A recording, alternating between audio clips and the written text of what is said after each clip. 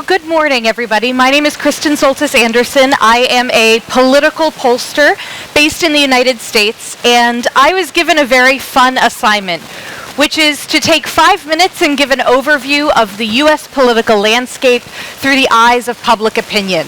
Now, there's an awful lot to dig into there, and so the best place, I think, naturally to start is taking a look at the president's job approval.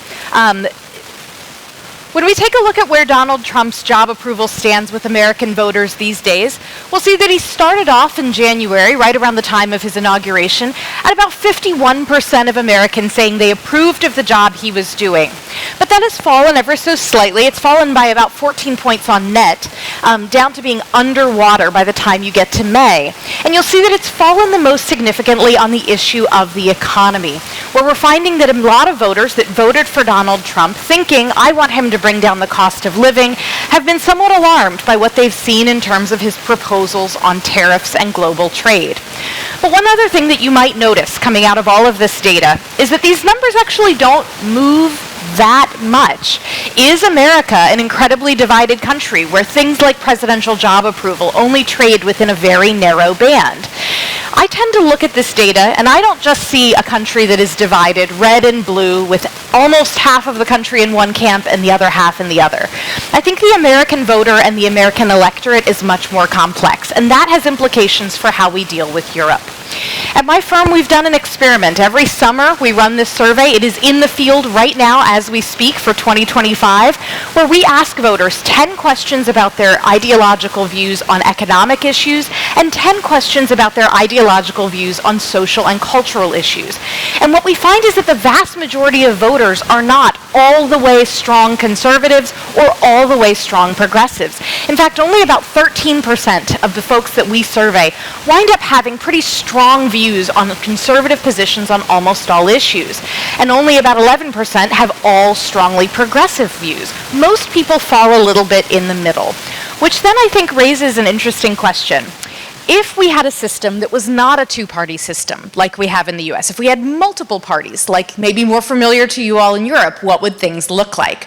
So we've also run that experiment in our data as well. We gave people descriptions of 5 different parties and said, if these were instead the options you had, instead of Republican or Democrat, if you had the option of a party that is focused on stopping illegal immigration, putting America first, standing up to political correctness, or perhaps a party that we jokingly call the Acela Party in our analysis. It's not how we describe it to voters, but we've named it after the high-speed-ish train that runs between Washington, D.C., New York, and Boston, as one that sort of represents the views of more political elites, a more libertarian, classical liberal, pro-market type position. We've also tested out things like a more conventional center-left Labor Party, a Green Party, as well as a more conventional center-right Conservative Party.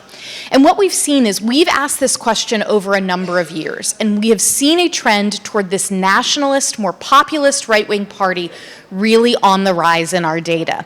Back in October of 2019, when we first asked this question, it was only chosen by about 20% of our respondents. It has now risen to about 30% of our respondents saying that they would put themselves first and foremost in that more nationalist, populist right-wing camp. We've seen along with this a slight decline in the percentage of people aligning themselves with that more center-right, conservative party. You've seen this play out in the sort of positioning of the GOP.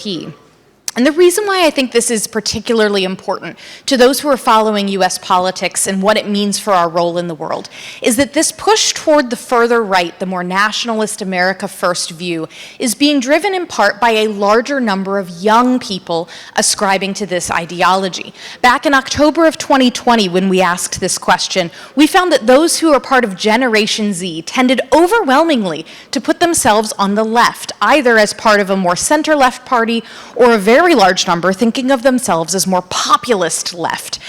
Things like addressing systemic inequity, promoting social and economic justice. When we went back into the field in last summer, we found that it was not a majority of young people, but significantly more than we had asked previously, aligned themselves with that more populist nationalist party. The horseshoe effect is real, where the far left and far right have come together in this young generation that sort of views institutions as not working for them, and views America with a sense of skepticism.